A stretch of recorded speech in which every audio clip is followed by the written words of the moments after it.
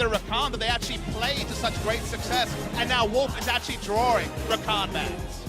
Well, see what the final ban is going to be, whether it's... No, it's not. So I thought the Lucian might come out, but no, it is going to be the Maokai taken away from either Peanut or Antara. Of course, Peanut in one of his 2 games for SKT versus KT did play that Maokai, so can be flexed, but not going to this game. A lot of teams found success against Longzhu, targeting the jungle pool of Cuz, trying to target the rookie. No bans towards the jungle from SK Telecom. Does mean Zac is available. Zac's stronger than some junglers, but not necessarily seen as much in other regions. Guys, please remember, we are on patch 715. We are not on 716 like every other region. 715 with Urgot disabled is our patch today, not 716 with all the mid lane nerfs and the other tweaks to champions. Yes.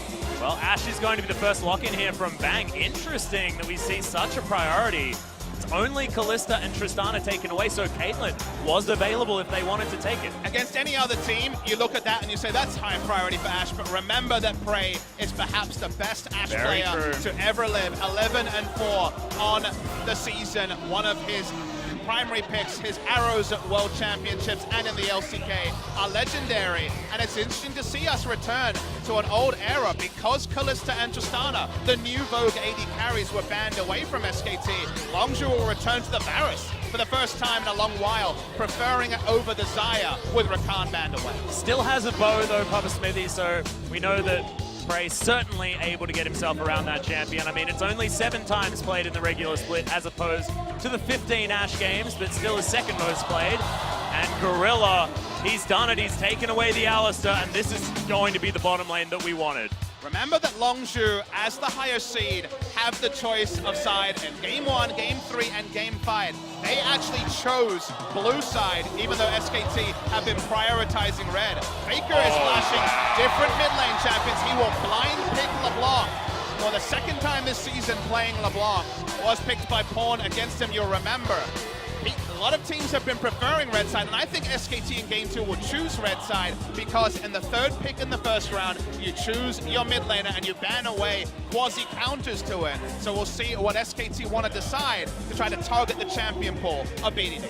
Well, the Trundle is going to be taken away once again by SKT. You alluded to that previously, that it was Antara that was able to get a lot of work done on the pick, but they still don't want to take that one away, and it could mean a Cho'Gath could be aimed for here. Now, the reason why you ban away Trundle against Longzhu is that almost all of Longzhu's success in Summer has been around Khan having pressure in lane. His most played is Jace. Dominant pick on the season, 8-1. Being able to push in lane and give Cuz a bit more freedom to what he wants to do has been central to Longzhu's successes. So I like the Trundle ban. It opens up the potential champion pool for Antara. And because they blind picked their mid laner early, they are very comfortable to last pick for Antara and guarantee that Khan doesn't have a massive advantage in lane. Yeah, get some sort of counter matchup as Jace is taken away as well. Khan getting all of the attention.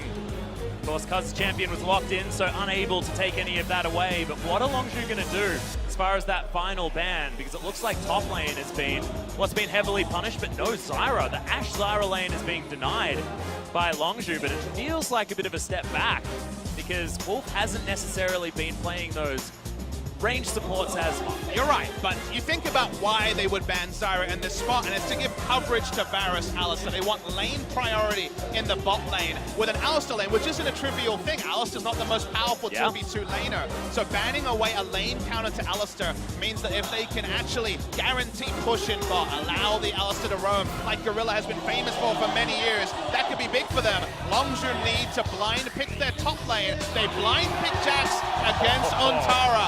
Last time these two teams met Atlas, they're returning to it. And when it comes to safety, it'll be BDD once again on the Orion. Safety and comfort, Papa Smith, is exactly what we wanted from Longzhu, to be honest, is to give them champions that is going to settle the nerves on this stage.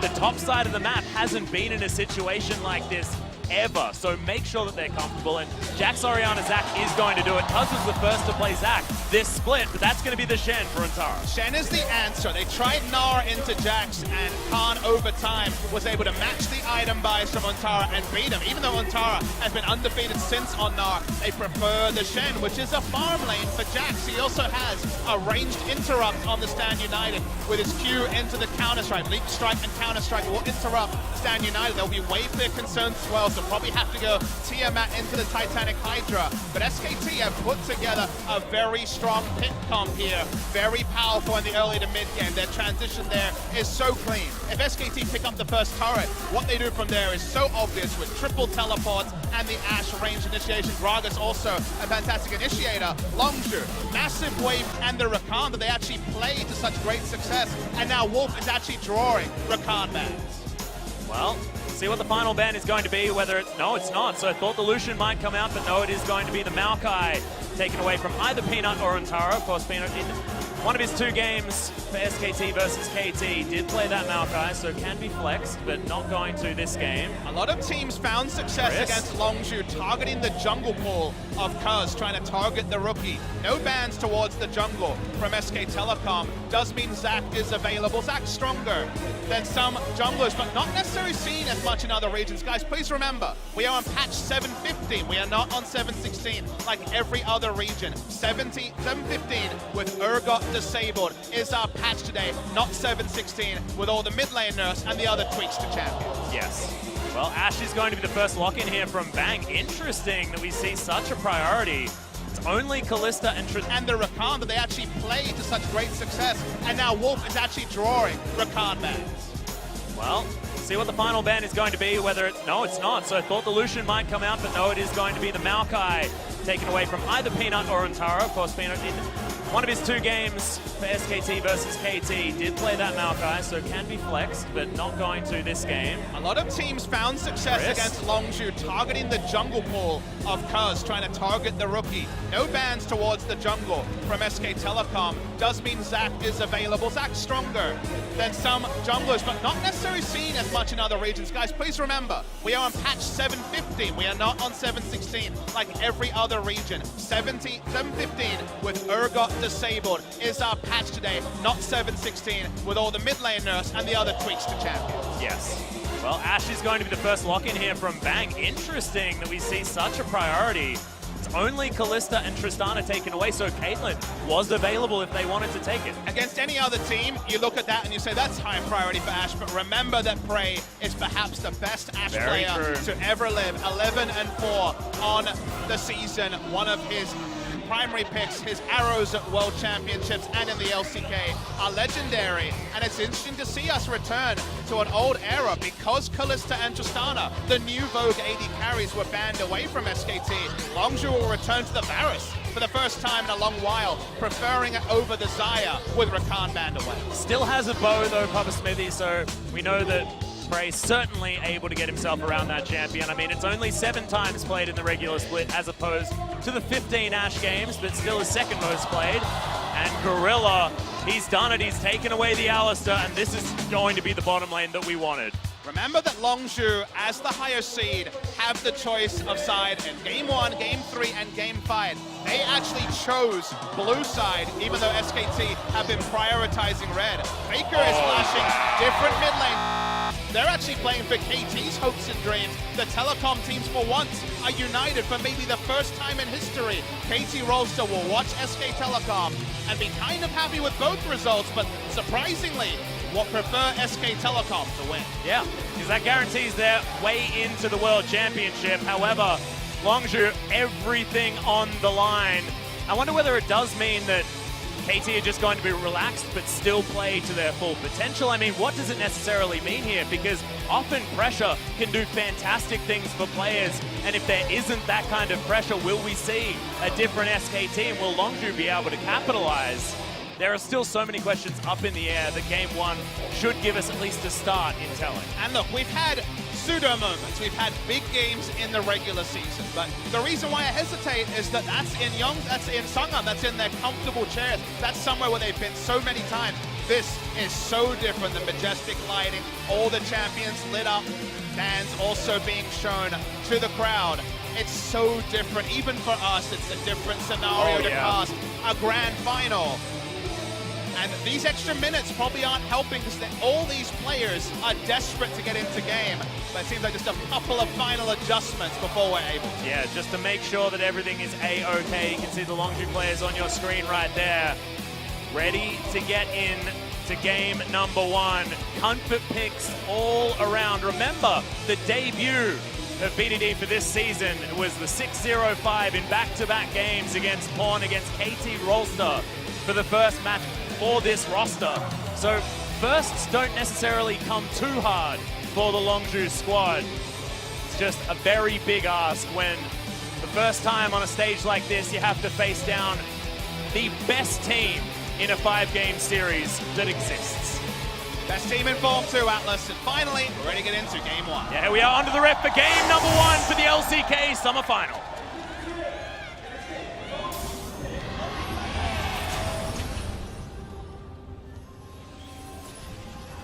Okay, we'll see. Massive T1 cheer is what we will see first. Cheers begin what should be an epic best of 5, but I was joking. I didn't have the extra information there. We will be going into a small pause, ladies and gentlemen, so apologies for that. Did see that the Longzhu players were able to leave the base, so that's certainly working out, but BDD having a bit of a drink. See what the problem is going to be.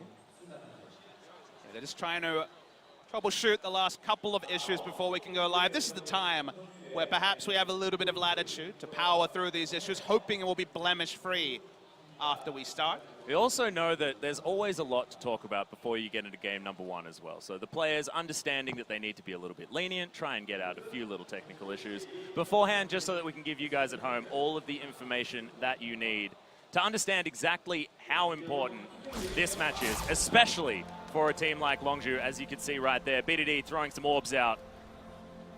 And man, I mean, the one worrying thing that I can see from this composition, Papa, is that Longzhu have got a comp that they would have been dominating with in patches past, not necessarily in the new era of League of Legends that has those big beefy tanks towards the top side.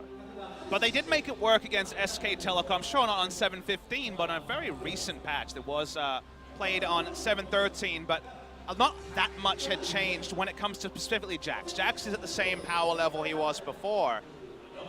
SKT have scouted the Jax. It's an expected pick from the side of Khan, but it's so different because you and I sat there and cast so many of these playoff matches where it was dominated by tanks, maybe a Gnar if you're getting creative, but largely it was about the tanks. This situation is not. You will have to pay Khan a lot more notice than you would a more capable tank like the Maokai. But we weren't expecting Maokai from the side of Longzhu, especially for game 1. I think you lead game 1 with what worked for you in the regular season and adapt. Too many teams have got too tricky. I think of Samsung Galaxy in both spring and summer, who left their old strategies behind to show us something new, and then lost playing the new, never was able to actually return to the comfort. Here it is comfort for both teams, but it does feel like SKT's comfort fits the patch a little bit. Yeah, not to mention it fits what SKT is so incredibly good, which is moving to exactly the right places on the map and capitalizing. You know, macro play with a composition like this is almost made too easy with all the different mobility moves they do have. Double teleport plus Stand United and Abyssal Voyage, like we mentioned earlier on. But as far as pushing waves are concerned, it seems like Longzhu are able to at least get theirs moving forward here in the middle. I like that you brought that up because, you know, if you actually look back and really, with a fine-tooth comb at the LCK semi-final, lane priority was the thing that changed between SKT in game 1 and game 2, and then the last 3 games of the season as we miss out on a trade, checking out the cool video screen. Yeah, it's a super sweet Ocean Drake, but BDD lost half of his health bar. He's going to be okay. Just pick up your ball, it'll be fun. In the early game, it's not like BDD will have the priority on Orianna that he does after a couple of shops as he starts to work towards both the mana regen, cooldown reduction, and probably some magic resist to be able to suffer through. May even have to rush a Banshee Veil to survive the lane. But like you say, Ignite was taken on Gorilla. The Zyra was banned. They have lane priority in bot side as Cuz and Peanut face off. Peanut actually not deciding to go too aggressive as Ontara utilizes the fact that his jungler came out ahead in order to move himself past, and force some aggression onto Khan. Khan actually underneath his turret up there towards the top side, but that should bounce back.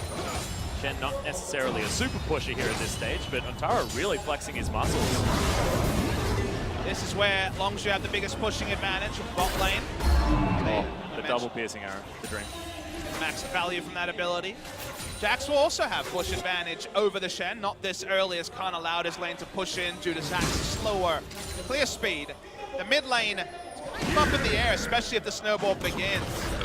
Should note that it is Peanut playing, and Peanut was involved in both those losses against SK Telecom. They ran Peanut and Tara as their top lane jungle configuration on that day. And Peanut was involved in both the losses against KT Rolster in the semi-final, struggling to find his way on the tank jungle pool. This is the one tank jungle he's shown the best performance on. The Gragas has been comfort for Peanut, 5-1 over this season, and also was his primary pick in the playoffs, so he has a lot of experience on this patch making the Gragas work.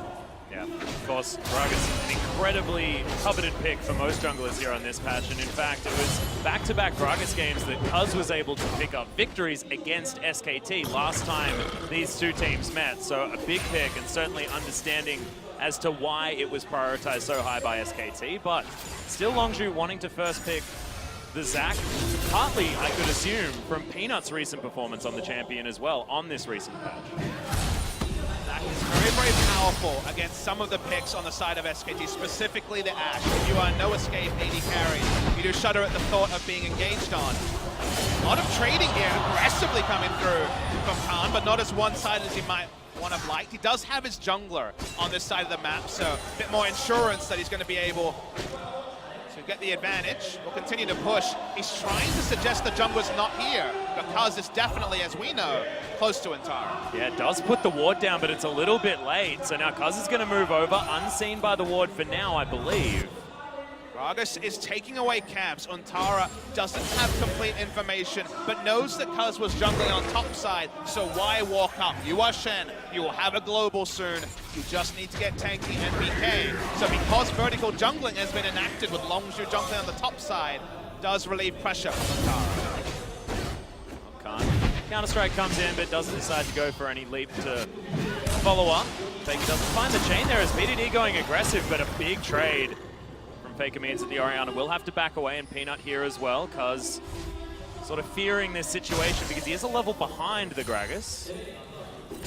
Not quite the domination of score on Zac in Game 5 that Zyrene did a great profile of in the teamfight breakdown this week, but as you say, there is an experience advantage as Cuz spent so much time looking for the gank up top lane.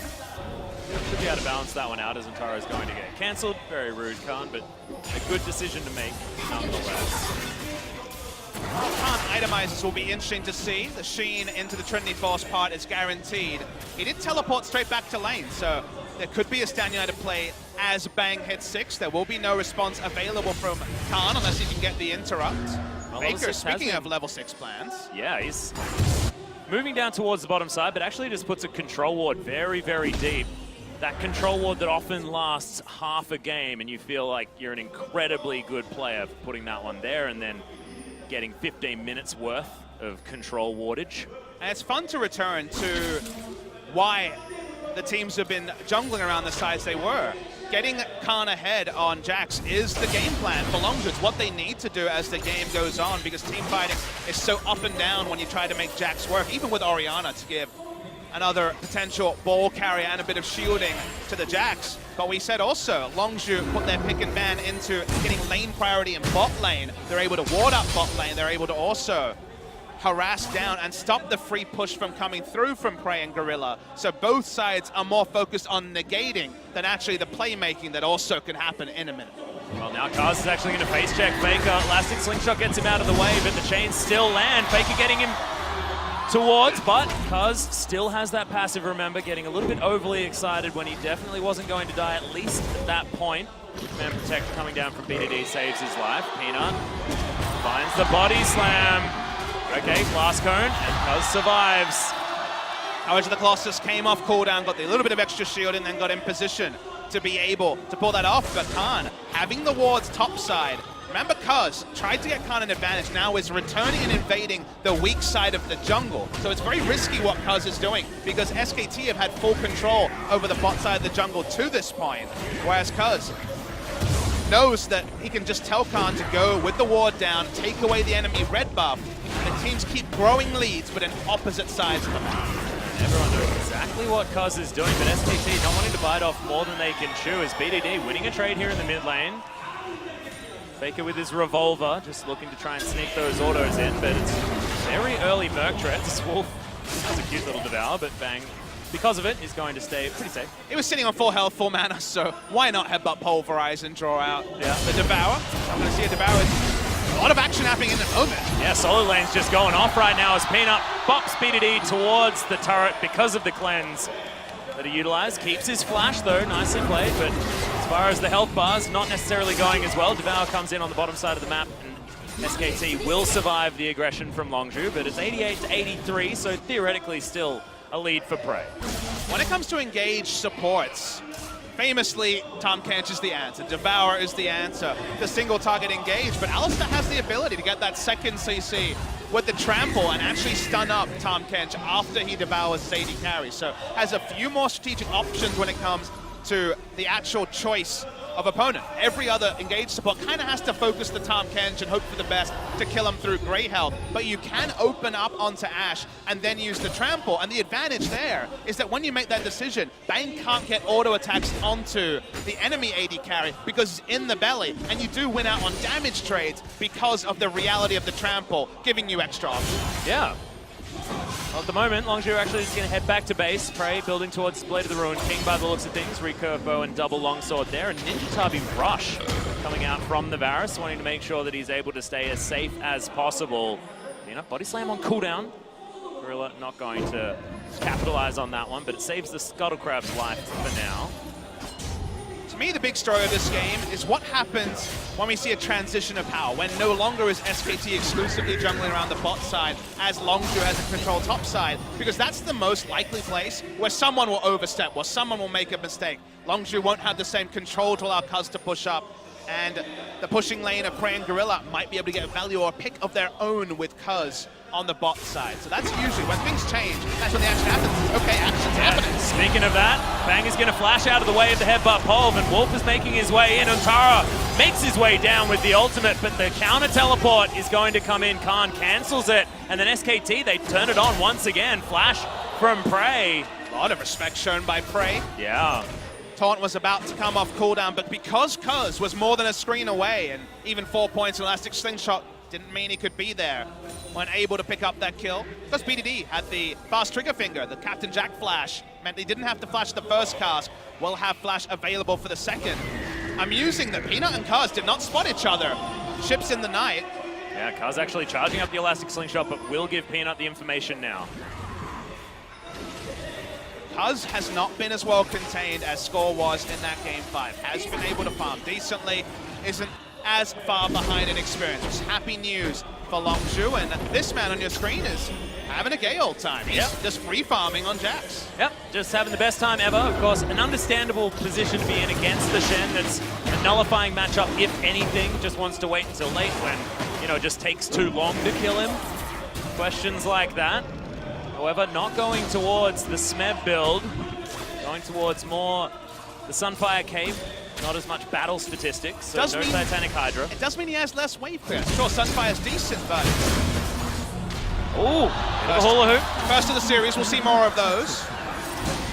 First Drake was off screen, but was Ocean being claimed largest solo by Peanut, so that's the first real neutral advantage. We haven't had first blood as we're nearing the 13-minute mark. Things are tense. It's a best of 5. Longzhu, honestly, will be pretty happy with how this turned out. None of their rookies have had those rookie blemishes that potentially can color a series from as early as the first 15 minutes. And their game plan of getting Jax ahead, full marks, A+ so far in the game. Yeah, has been working out. However, I believe that, there were possible opportunities for Cuz up here towards the top side. The last time we saw them with the vision that was gained is not going to find the Elastic Slingshot, but does at least land the Q. Flash. And the Shadow Dash going to have to be utilized by Untara to get himself out of the way. And Teleport actually gained. SKT want this.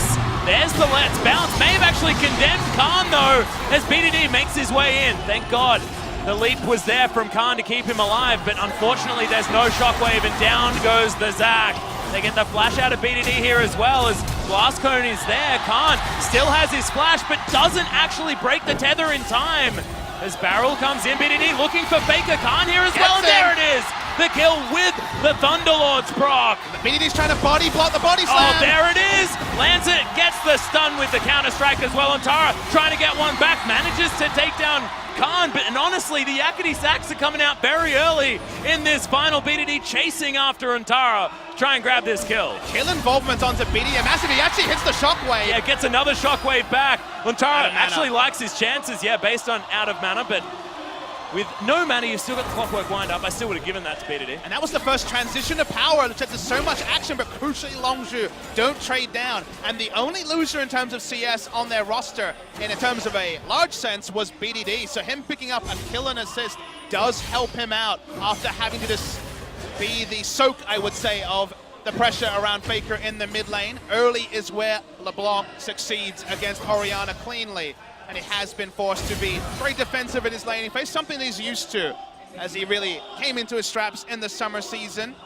Khan goes and picks up a kill, and that is still 34 CS up, so maybe a small gold lead to SKT, but crucially that doesn't rewrite the story that the first 15 minutes of this game were trying to tell us. Yeah, and now you've got Khan picking up this full minion wave underneath the turret, going to extend that lead even further, closer to that 42 mark. He's going to be able to push that wave once again underneath Antara's turret.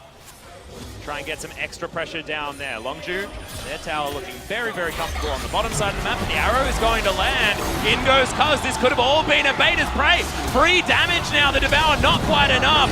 As the Kidnap comes in, they just want the kill onto Wolf, and they will be able to get it. Antara tries to save his life, but not sure whether he's going to be able to. Faker a long way away. Peanut gives up on this one, but Antara's going to be pulled back with the Q. In goes Gorilla, who's got a Pulverize ready. The ultimate's down as well as he picks up the kill. Slams the ground and the Shen. Cuz grabs the kill under bang, the bottom lane destroyed. Antara's going to be taken down, and Peanuts up follow. Longzhu, a massacre over SKT. 4 kills for Longzhu. Faker's here to try to answer.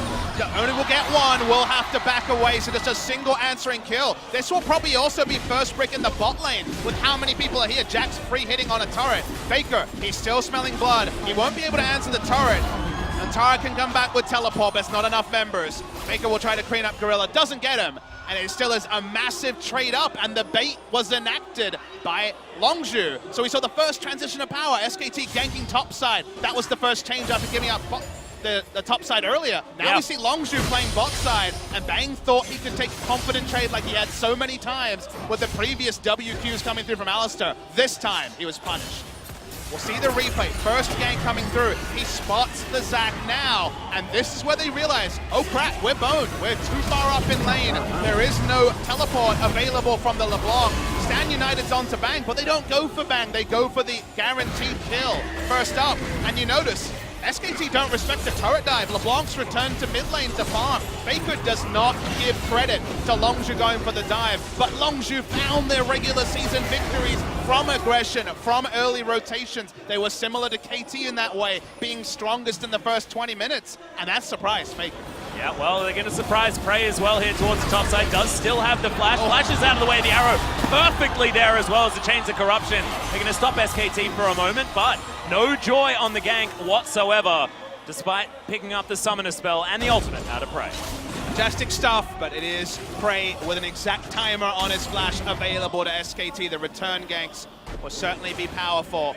Longzhu are now putting Khan in the bot side, and well, he's out of control. Trinity Force and Tiamat and Merc Treads complete at 17 minutes. This is even more accelerated than he was against Cuvée a few weeks ago. And just wanders in and takes Faker's blue buff. Now has to go up against Faker and Peanut. And it feels like he's probably bitten off too much. Oh no! He manages to leap over, and the explosive cast is going to put him to relative safety. More lead strikes are going to come in. Gets under the turret, and another Khan great escape. This time doesn't get a kill, but he gets a blue buff. And you know what the crazy thing is? If these almost were happening to Longzhu, what would we be talking about? How much does it mean? What would the frustration be like for the rookies? These are happening to the experienced experienced players. The ganks are coming off for the rookies. Yeah, well, Cuz actually doesn't find any of his buttons, uses the Let's Bounce just to close distance, but now we've got a Shockwave, maybe timed a little bit late, but it doesn't matter. Prey's got enough damage. Wolf now in trouble. It's the double kill for the AD carry, and finally, SKT are going to turn up. It's a huge knock-up though, and Longzhu, they just want more. Triple kill now for Prey. He wants another one, and Tara in trouble. We could have a Penta at this stage, but no. Prey's going to be taken down, and Peanut maybe went the wrong direction. There's still 3 members with decent damage here. Stands United comes in, and SKT, they've just saved their jungler and top lane. They want to try and take down the turret. Got a bit greedy focusing there. Probably didn't even factor in that somehow there was no Stand United used. And crazily, it's the rookies pulling off the plays. It's the rookies finding the advantages. And someone like Peanut, who's a surprise to be a starter here, has not been able to block the ganks he looked for. Yeah, they're not going to go too aggressive here. Intelligent play from Longzhu, spotting that Peanut was moving up and that the rest of the team had respawned. So they'll take the free turret. Makes it 2-0 in advantage of Longzhu and extends their lead to approximately 5,000. And they've got 9 kills, 3 on Jax, 3 on Varus. The kill distribution, perhaps as ideal as possible. And for SKT, it's only Untara with the gold. And thinking about where this game plan was supposed to go for SKT, we mentioned engage in the mid game. Pick comps in the mid game are usually at their strongest. We also mentioned double teleport against only the single teleport of Jax.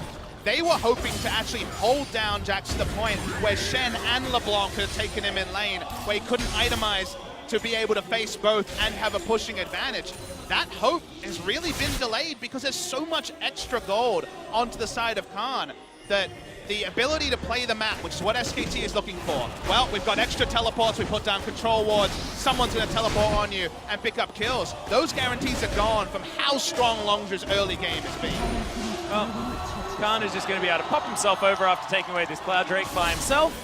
He's seems to be a one-man wrecking ball, yeah. He's 65 CS up on Untara in the grand final game 1. He's having a day out, and here's another one. Oh yes, straight into the shockwave though. It felt like SKT's trap, but is it? Peanut has to body slam his way out, but now SKT, they get the flank. Another flash comes out as the explosive cast doesn't quite find what it wants. BDD, no mana. Wolf just wants him, finds the stun, but they don't finish off the Orianna. Now Untara having to fight with Prey, who's getting free damage on top of the shed, and in comes Khan. You said don't team fight with him, and he's happy to join this fray. As now Faker underneath the turret will be okay, but they will be able to get some more shots under here with the man advantage that they now have. And they're trading up on objectives. They have the inside track on the mid lane turret. This is going to be the outer ring of turret collapsed for SK Telecom, and a pick comp from behind is a very different animal, and this pick comp, it's on life support. It certainly is. You can see BDD, he's low on health, but still comfortable, or how comfortable actually, as Faker manages to grab the kill, pops back to his earliest distortion, which was miles and miles away, and says, no, there's no doing all of your disrespectful, funny business, BDD, I will punish you. And SK Telecom needed that stereo. They needed something to feel good about, where Longzhu didn't instantly flip the script and get a double kill or take a turret. That's just a 1-for-0 pick from BDD, who's been fantastic at playing around the edges of fights, the flashes of life, and making the outplay going too far. That's definitely the one that calls him into check. He will be more conservative on his next decision, but it only buys SKT a bit of a return of the tempo. As Prey. This is bad news. Wolf is going to turn up. Faker's there as well. Another flash once again, as there's the elastic slingshot. Cuz just trying to keep his AD carry alive, and now Prey's able to turn around and get some cheeky auto attacks in there. Let's bounce from Cuz. Uninterruptible and does get him out alive, and I thought that Prey was definitely dead. Varus face checking is not what you want to be, but he is going to live. I mean, SKT have had some great attempts at picks, but think about it, Atlas. Every time it's been on people would flash up, they haven't been able to have the ideal target selection. So when Longzhu have made the more disrespectful face checks, it's been when they have summoners up. So what looks like it's going to be credited as another kill to SKT is summoners down, but if they just swap who overextends each time, as Khan just wants to take Faker in a 1v1. Chain was on cooldown. I can understand why he'd want to. You look at Khan, a bubbly guy, huge emotion, not awed anytime in the regular season, also not a young player. He is, of course, a player who's been playing professional for 3 years, and you said maybe he can perform in the final. We'll give him a bit of the benefit of the doubt. Cuz is the other side of the coin, where he's a very young player, only could legally play League of Legends at the professional level in the past year in his rookie season. But the amount of just aplomb we've seen from Khan, the aggression, the ability to completely disregard the situation makes you wonder how he went under the radar for so damn long. Well, it was just never old enough, Papa Smithy. I mean, this is the first time, like you just said. For Khan, I mean. Not oh, yes, for Khan. Exactly, okay. Kaz certainly having a great performance. We know that he's a brilliant Zach. Now, see whether Khan is going to continue this reign of terror that the Jax has been able to put down. Now heading back towards that bottom lane, has himself some Mercury's treads. See you later, Kaz. Head over and grab this chicken cam. A lot of vision up towards the top side here for Longzhu, wanting to make sure that no sneaky little Barons are going to be taken by SKT. As Faker once again in trouble. Oh, baby. Oh, the counter stun comes in as there's the lead strike, and the 1-versus-1 Khan proving himself versus Faker. Some people shudder in the eyes of God. Some people just go one-on-one with him, Atlas. That was awesome stuff coming through from Khan. They're having Khan solo kill Faker in the side lane. We know what he's going to do to Shen in the 1v1, and this means that SKT can't play the side lanes like they want to with the teleports. They can barely enter a side lane now. Atlas, they polled all 10 coaches, and well, 9 of them had to vote on who would win, and every single one voted on SK Telecom. We were in unison on SK Telecom. Oh, goal. And most of them were at 3-0. The fairy tale here for Longzhu. It won't end in game 1, but it's been a fairy tale game 1 for Longzhu Gaming. Yeah, so far anyway. Teleport now going to come out from Khan, as I believe it was cancelled by Ontara. Yep. The Baron is going to go over to Longzhu nonetheless, though, as Faker makes his way in. Khan just wants to try and pick up whatever he can from this as the leap strike comes down, but 2-versus-1. Not going to happen this time, Khan, and he is going to have to be sent back. So no Baron on the split push is a big deal, as Kaz was almost able to steal away that red buff from Bang. In any other game, we talk about how that was a critical pick for SKT, and it certainly isn't trivial. But because he has kill pressure on both the people that enter his lane, he won't be able to take down inhibitors for free because people can't respond, but he still is in a great spot to split push. They don't have to abandon playing the side lane. Of course, knowing that Khan doesn't have teleport, and Dan United and teleport available for Faker. Speaking of Faker. Yep, that's 4 members of SKT over here as Kaz does leap strike his, Elastic Slingshot his way out. If you look at the top side, Varus is just going for his own little split push time. No one responding. They saw everyone in vision on the bot side with Baron buff. He's doing a Jax impression. It's going pretty well. Yep, certainly is. Jax actually making his way out of base after respawning, so Gorilla's going to turn up and say, "Pray, done a great job. Take down this turret. Everything's absolutely fine." Mid lane, inner turret also now under fire, and it feels like Longzhu just have the plan. This time, BDD does have the protection, but instant cleanse out of the arrow. They know exactly what they want. As there's the shockwave. Faker's still alive though. Wolf with the great health, keeping himself up, but BDD is going to end that pretty quickly. Cuz now still looking for more. Let's bounce on cooldown. Longzhu investing a lot, but they get the Tahm Kench once again, and so little protection now for SKT members underneath this inner turret, and that'll make it 6 unless Faker can get some work done. Another stretching strike, but does break the tether range quite quickly. Faker's poking around because they know they don't have the wave there to answer. That's why he's doing his best, even on low health, to stop these turrets going down for free. Yep, Kaz making his way in, does of course have the passive. Is going to be fine, and Longzhu obliterate that turret. Not going to stay too long to pick up the inhibitor as well as Kaz. Oh, that was brave. Does make it out. Oh, we take a deep breath. 27 minutes into game 1. Already it is a different series than I think anyone could have anticipated. Hey, look. Achilles and I predicted 3-1, so this could have been one. And it's true. And look, KT did take the first 2 games. They still have the ability to bring in Blank. Not sure if it's necessitated, though. Those barrels going wide could have been oh so different in the early game for the side of SK Telecom. But Longzhu also had the scaling advantage here. Even 5v5s, Jax is so big that 5v5s are an option. They won't get the steal onto the Drake. But Kaz is looking very aggressive, just happy to walk at SKT. Almost with his 3rd item completed, Cinderhog, Spirit Visage, and the Randu and Zoman coming in very, very soon. Will basically be an immovable object as Faker looking for Gorilla. Does of course have the ultimate, but doesn't have to use it. Still actually just pretty tanky in his own right with the Righteous Glory as well as his shield to keep him alive. Turning to the turret in the mid lane that has already been down, so they want to pick up the inhibitor here. Kaz has just been frontlining so effectively. Khan split pushing, taking down this bottom inhibitor turret. But that means that SKT, if they want to commit to this, they have to leave that inhibitor open, and it's going to be Prey that deals with it in the end with the help of the rest of his team. Orbs from BDD just floating around, and look at this, it feels like it's just confining SKT to exactly where Longzhu want them to be, and this tower is going to fall as well. Gorilla looking for his way in. Oh, it's looking so dangerous for SKT fans. 11,000 gold the lead. So many more items for Longzhu. If Khan gets on top of any of these squishies, he's going to rip them apart, but it just feels so hard to count SKT out at any stage, especially after the Gauntlet run. It's a really tense stuff. They want to get a second inhibitor. SKT do not make the second inhibitor their Alamo. They give it up to Longzhu Gaming. They realize that if they lose a fight with Longzhu freshly bought, they will lose game one of the series. They're looking for a better spot, but with how strong Khan is on one side of the map with his teleport up, I don't know how many better spots they're going to get. Yeah. Well, you can see massive control ward vision available for Longzhu on the bottom side of the map, but that's a huge creep wave heading towards the top side. Longzhu might need to take care of that as Guardian Angel now completed on Khan. If there is ever a position in a game that you want to be in, it's exactly Khan's position right now. Being this far ahead, now impossible to kill, at least for the first time.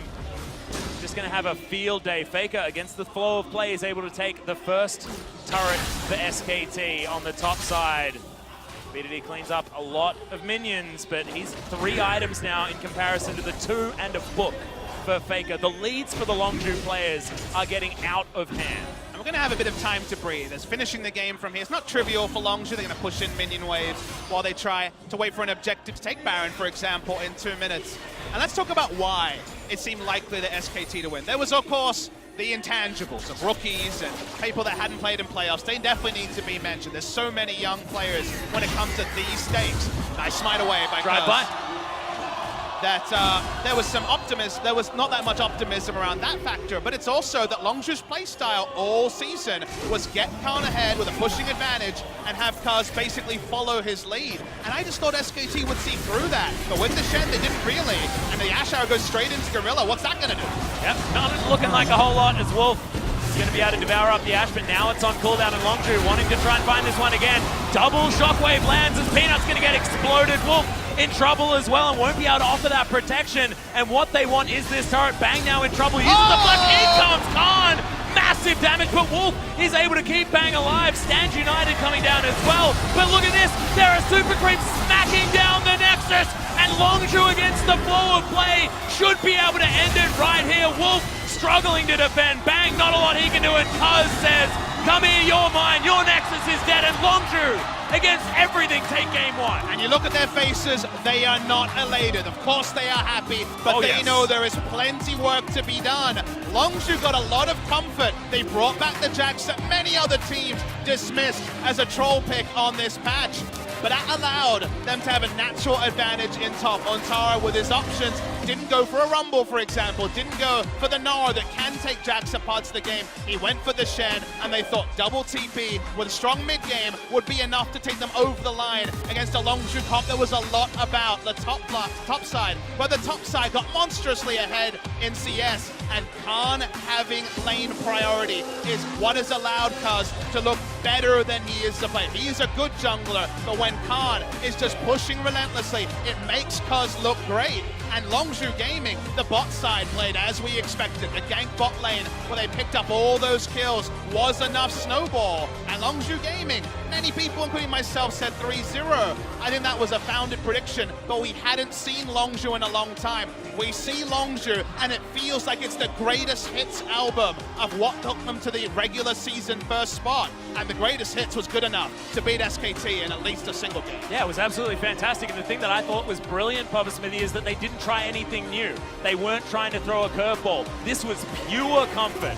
Every single player having exactly what they wanted from Longzhu Gaming. They haven't been tested yet. Game 2, they're going to be able to throw anything at SKT and see whether they can back it up with a second win. Yeah, most teams will look at the patch, chuck the Maokai in the top lane and try to make the best of it, but that's not Khan. His engages are the one weak point of his kit. Him having kill pressure, him with outplay is what Longzhu got their regular season wins on. It's what they returned to, and it's what won game 1. It was absolutely fantastic. Looking over the side of SKT, still some doubts as far as, you know, Peanut had some explosive casting, didn't necessarily go the right way, but is it Peanut? What is it that Blank brings to this team that makes them so powerful? Just incredible. But guys, we are going to go to a short break. When we get back, it will be game number 2 between Longzhu and SKT.